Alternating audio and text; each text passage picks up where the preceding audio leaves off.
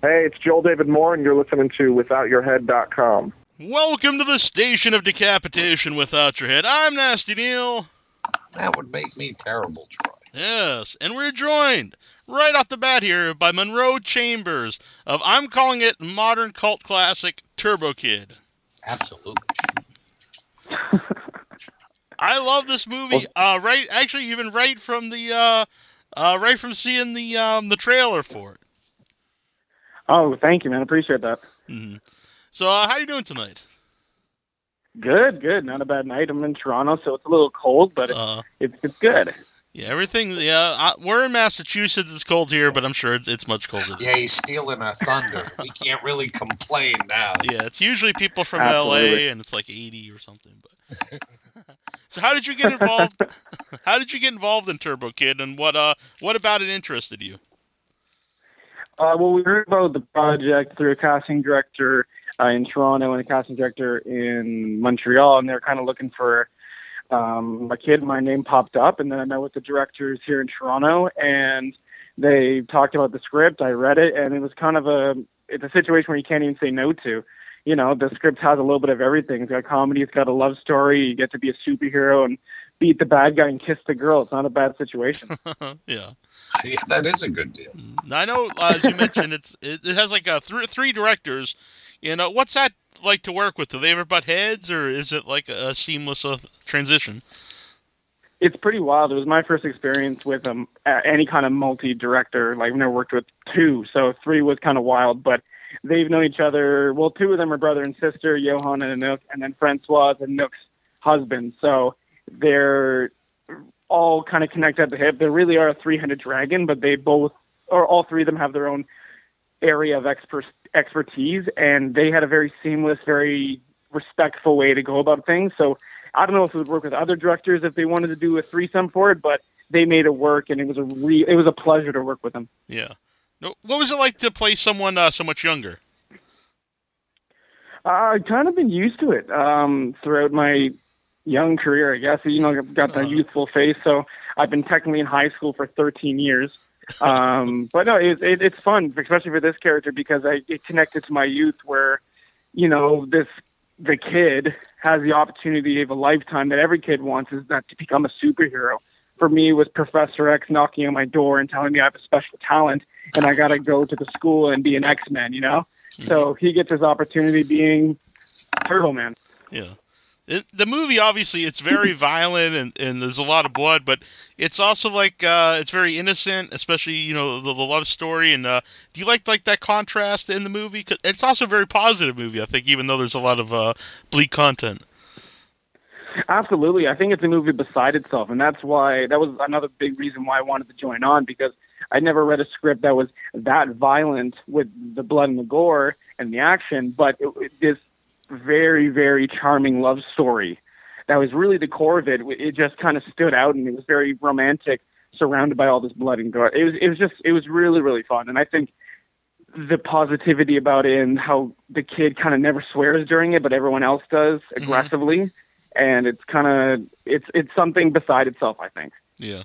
Was there chemistry right away with you and Laurence LaBouffe, who plays Apple?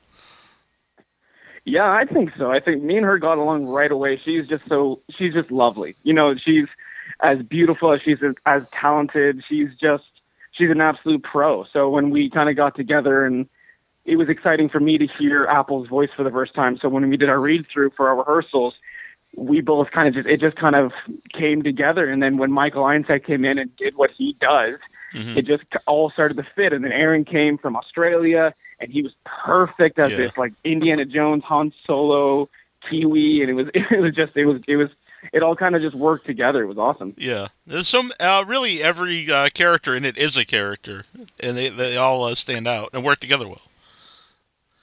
Absolutely. Well, that was kind of, you know, the RKSF, that's the directors. This is just kind of one big hit of nostalgia when it comes to 80s genre films, and it's an homage to it, but they wanted to make it unique. So there's all these little Easter eggs that are planted in there from them that even us as the actors may not get, and some of them we really do. But there's so many there, so the more you watch it, there's even more references and more little hints of nostalgia that makes it a really, really fun movie to watch as well. Yeah, and there's, like you said, there's so many details, even just little background things, little knickknacks, and it really makes the movie have a life of its own. There's so much happening. Great. Well, I'm glad you guys see that. Yeah. Let's see here. I'll actually call on the line, 443 area code. Who are you? Addie, Addie. Where are you calling from? Maryland. All right. What do you have a question for Munro? No. All right. Well, thank you very much. And, Best caller ever. Yeah. Thanks, Addie. Oh, I felt so pressured. I think she was just overcome. It was it was too much for her to take to be live on the show with you. No, what was it like work with Michael Ironside? I mean, this guy's the man. Well, it was awesome. He really was part of the backbone of this film because, this man is 80s genre films. His roles are iconic, and his legacy and the career he's had is just ridiculous. So he's the kind of guy where when he says something, you listen. And he's just, to me personally, he's been a great mentor, but he's also been a really great friend. He's just a generous actor on screen and off. And it was just great. He's a pro. Yeah, it's great to hear. I was going to ask if he's like as intimidating as I think he would be. Oh, he absolutely is. The man looks like he's 6'6", but he's really 5'10". He's got this presence about him. But that's the great thing about him, is that he's got that presence and he's got this ability to hush a room. But he's just a great guy. He's just he's a father, and he's just awesome. Mm-hmm. That's great. I think the movie would really lend itself well to an action figure line, if that would ever be possible. Oh, action figure. Well, actually, I think in Germany or somewhere in Europe, I know that they made some. I saw some online, and it's wild. I haven't been able to get my hands on one yet, but I saw they're starting to make a little couple action figures out in Europe, and they look insane. Oh, that's awesome. Now, since the movie, now is now on Netflix, what's the reaction been like? I assume more people are getting to see it. From what we've seen, it's positive. It was a really cool moment to kind of get certified fresh and that kind of stuff. But people seem to really take to it. I think it's got a little something for everybody. And it's not going to be the cup of tea for everybody, but from what I hear through like social media and from the RKSS and other people, it's doing well. And we're just glad that this film that really is their baby, and we put so much passion into it, and we just had a lot of fun filming it.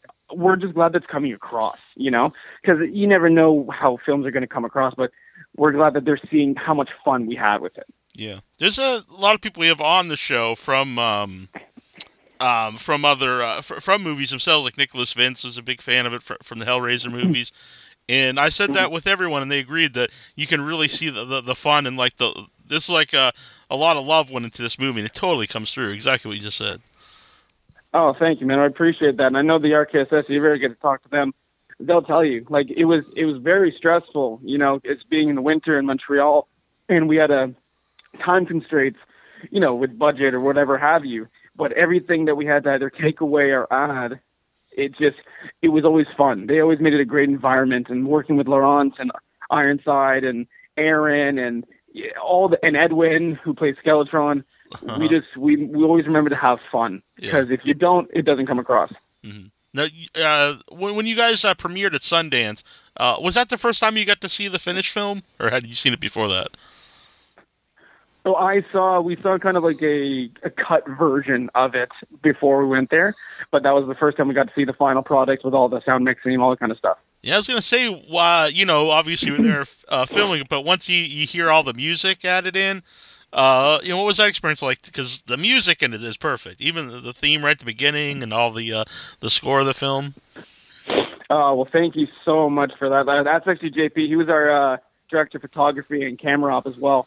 He had a big part in this film, but he, it was wild because a part of us, me and Michael were actually talking about it, and we kind of thought that it was going to be shot and edited in like a comic book way, because that's kind of how we read it, but we want to make sure it was still grounded. So to see it just with these really awesome indie shots and, you know, with the kind of landscape that we were given and even some of the awesome kind of cheesy CGI, it was fun to watch the final product of what we were trying to make.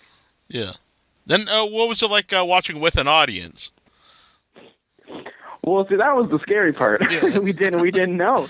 You know, being at Sundance, you have an idea in your head of what Sundance is and the kind of films that get into Sundance and are successful there.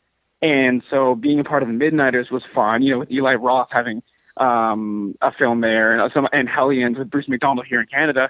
So we knew that we were in the right category, but we didn't know because it was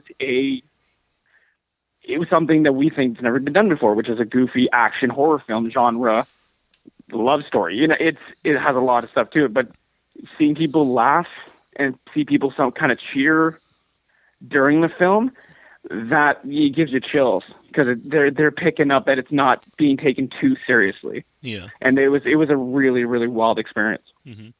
Now, were you aware of like all the different like a Viewmaster and all the different things in the movie, the retro stuff? Oh yeah, well not all of it. I was born in the 90s, but there's definitely a few that I definitely picked up on, and there's a certain references to the character that they were talking about when we talked about the character beforehand. And even for all of them, there's references to main characters in other genre movies and 80s retro movies, but we didn't want to mimic anything because we never wanted to mock that era. We never wanted to mock that style. This is very much an homage, so we kind of just try to create something new. But yeah, all those little, like, you know, the VMaster and all kinds of stuff, those are really fun to watch and see. Even the crew get so excited and looking at it. You know, props did a really, really great job. Yeah. That's interesting you said that, to pay homage and not mock it, because there are a lot of times when a movie does like have like an 80s feel to it, it's more to kind of make fun of stuff from that era. And this is totally the opposite. It's really like a love letter to that era. That's exactly it. This is our kiss. This is love letter, baby child to, like, that was my childhood. This is why I'm a filmmaker. Thank you. Mm-hmm. See, let's try this one more time here. We got a 410 area code. Who is this? Hi, this is Jamie. Jamie, do you have a question for Munro? I do. What do you love most about being an actor? Thank you, Jamie. Appreciate the question. Honestly, it's to work with the different crews and actors out there and kind of try to create something special. That was the one thing with this film that was really kind of changed things a lot for me, where it was something completely fresh, and to kind of be surrounded by this crew and this cast that were fully 100% committed to a project and to a script, that's really special. So to kind of work and create and collaborate 100% with people, it's something that's very hard to come by. So that's one of the reasons why I love to do it. Anything oh my else? God, that is so cool. Maybe you can do it one day. Yeah. Have you seen Turbo Kid, Jamie? I have. It was a really good movie. I watched it with my friend. Excellent. Well, thank you for calling in. Thank you for accepting me. Yeah, of course. No problem. Thanks, Jamie. Bye. Bye. Now, there's a lot of action in the movie. Like, how much of the stunts are you involved in? I did most of my stunts except for some of the bike riding that actually a BMXer from Montreal did, and then there was one of my stunt doubles who did a lot of the, like, there's an 18-foot drop and a couple other things, but the fight sequences was all me, and I really wanted to make sure that I did that because, number one, why wouldn't you? It's fun as hell, and you know, it makes it authentic. I think if there's too many of a stuntman in there, you can notice it, and so it was just fun to kind of get in there and get dirty. Mm-hmm. Did you get any injuries? No, but I did bang my shin once really hard. I was there was one scene, it wasn't even a fight sequence scene. I was just running into my bunker, and I just slammed my shin on the outside of the door. And I just sat there for a second as my shin, it was kind of like Family Guy moment. I just, it just really hurt. But yeah, it wasn't even a fight sequence. It was kind of funny that I just banged on the door. But yeah. Did you get to keep any of the props from the movie? No, I didn't get to keep any. I didn't really, I wanted the helmet. But I think they're just keeping it there for right now, just in case stuff in the future. Yeah. Would you be up for a sequel? Absolutely. Yeah, I think given the right circumstances and seeing what the script is, because I trust the RKSS. So if that was going to happen, I know they talked about it briefly at a couple festivals, but we'll see what happens. But I think sequels are always hard to do if they're not done right. But I think it'd be a hell of a fun thing to do. Yeah, definitely. Had you seen T is for Turbo? Yeah, I have. Yeah. Now, did you watch that before or after you got the role? Watched it before. What did you think of it? Loved it. I loved it. It was completely what this. It was like the little birth child of what Turbo Kid is. It was a lot of fun to watch because I kind of see where they came from, and I watched a couple of other short films that they had won a couple of awards for at Fantasia and stuff. So to kind of just get their tone and kind of get their style of either how cartoony they wanted me to go or if they wanted more grounded. But it was a wild time. I love Turbo, T for Turbo. Another caller here on the line. Who are you? Where are you calling from? This is Amber. I'm calling from Maryland. Cool. Do you have a question, Amber? Yes. What was the hardest scene to film in Turbo Kid?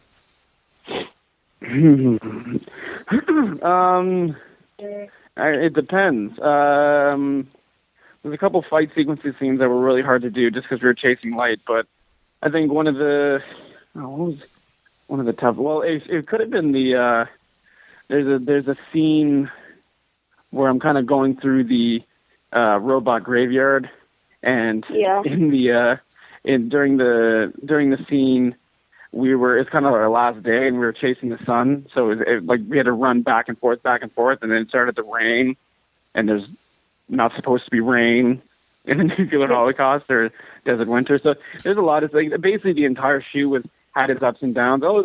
See, there's so many that are coming back to me now. It's been like 2.5 years.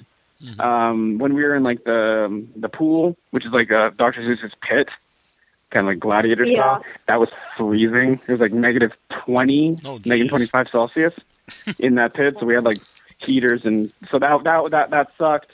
But it was all fun because we were all there as a team, Yeah, Turbo Kid was a really good movie to watch. Oh, thank you. You're welcome. Yeah, thanks. Amber, by the way, how did you see Turbo Kid? Did you get the DVD or did you see it on Netflix? I watched it on Netflix. Cool. All right. Thanks for calling in. All right. You're welcome. Bye. Bye. Now, I actually saw on the website that the 3-disc Blu-ray is like back ordered to March, so I think that's a good sign. It's what? It's back ordered till March. So I think that's a good sign, unless you only mean 10 or something. But yeah, that's good. That's always good. Yeah. What films do you have coming up? What stuff can people see you in in the future here? This year, I think they'll be coming out this year. I got 2 films coming out, both Canadian indie films.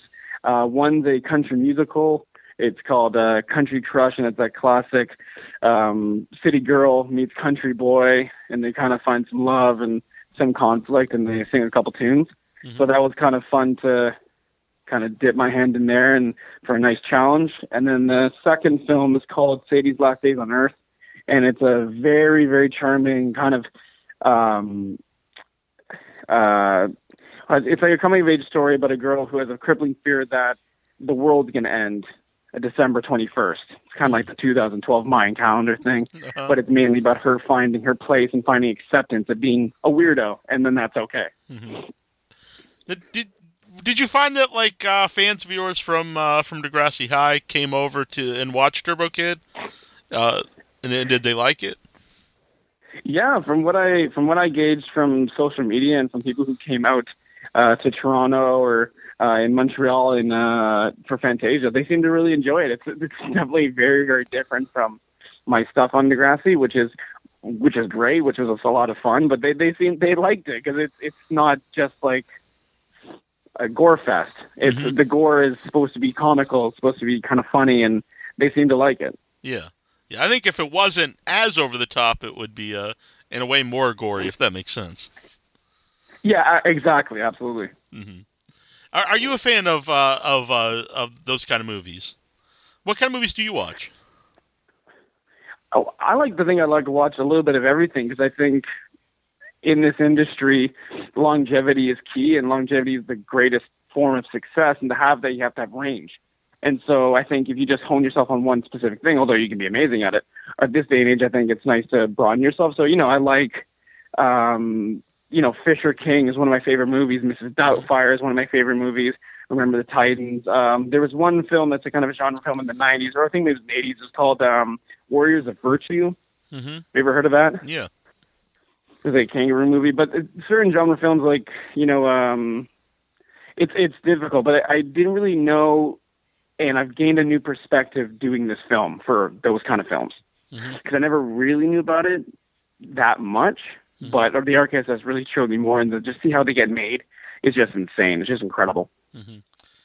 I always thought for me watching it, when I see the red and yellow or the colors of Turbo Kid, and that reminds me of another '80s icon was Hulk Hogan. I don't know if there's any connection. Yeah, absolutely. Are you a wrestling fan, by the way?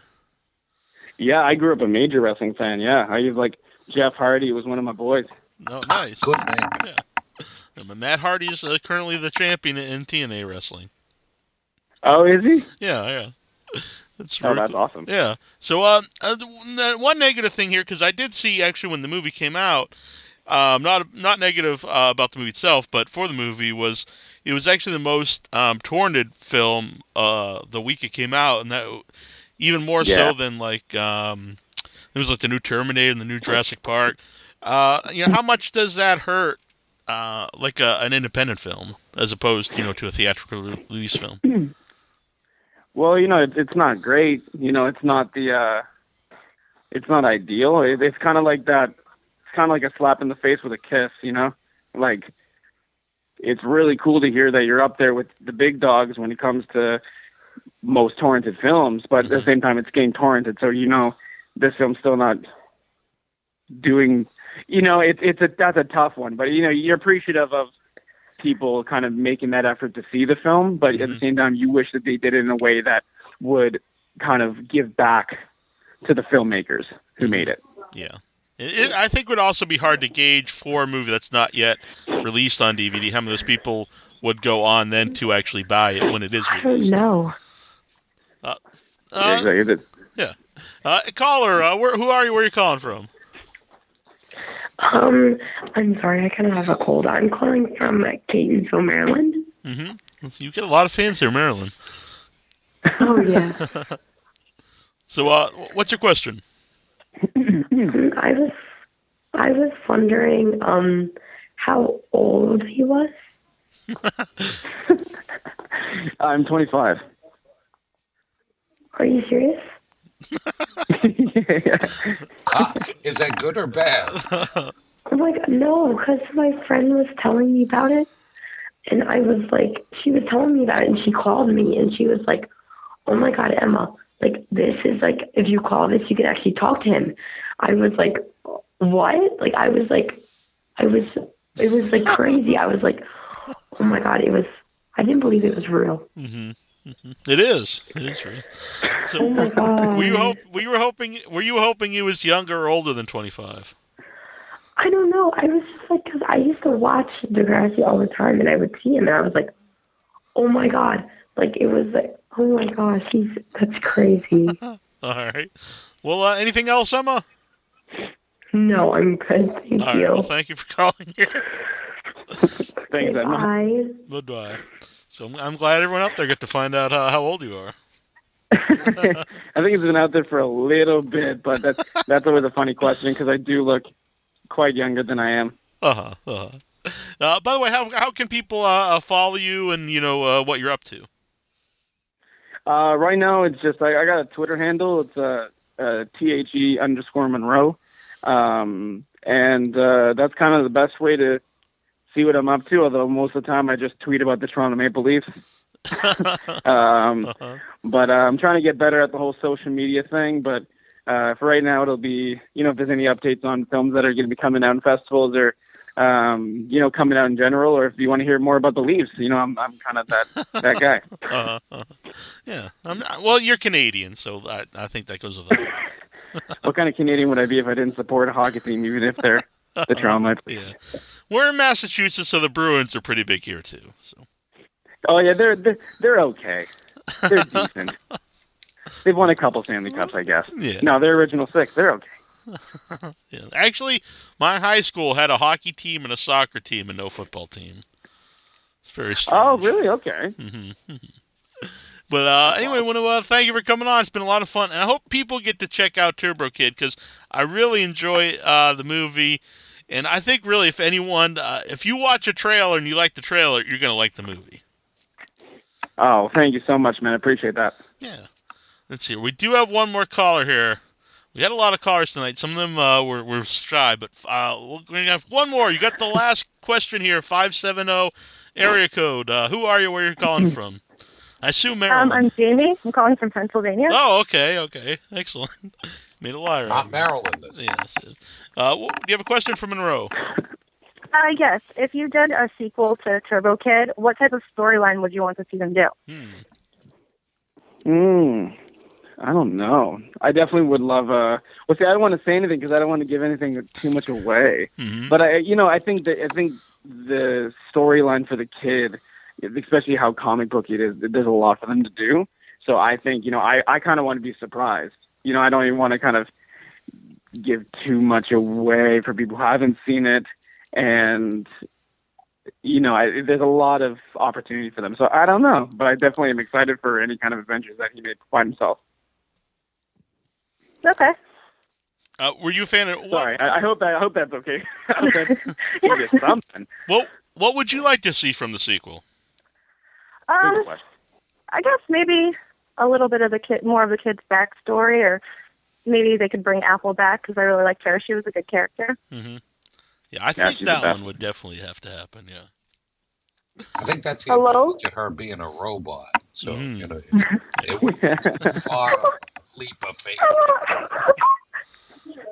Hello. Hello. Well, I did say last question. We'll take one more. Sorry, Munro. What's your name? Where are you calling from?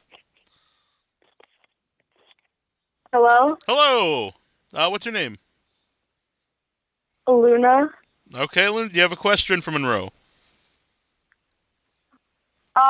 Yes. Okay. Wait, is he on the phone? But she's going to keep it to herself. Yes, he is. Secret hey, Luna, how you doing? It's Munro. Oh my God, I love you so much. Thank you. I love you too. By the way, is it Luna as in Luna Lovegood or Aluna? Luna. So Luna, as in like Lovegood, like you're from Hogwarts. Yeah. Oh yeah. That's the sickest name ever. Jealous. Thank you. So, what was your question, Luna? It is a very nice name, by the way. I don't really have a question. I just wanted to hear his voice. All right. Well, excellent. I'm sorry. I sound really creepy. No, it's okay. It's all good. All right. Well, thank you for calling in, Luna, and I'm glad you got to hear Munro. Thank you too. All right. Have a nice day, I guess. Bye. Bye. All right. Well, thank you, Munro. It's really been a lot of fun. I hope you had a good time too. I had a blast, guys. Thanks for having me on. Yeah, definitely. Thank you very much. Yeah. And we'll be right back. We're gonna play some Don Pettit here on Without Your Head. Hi, this is Heather Langenkamp from A Nightmare on Elm Street, and you're listening to WithoutYourHead.com.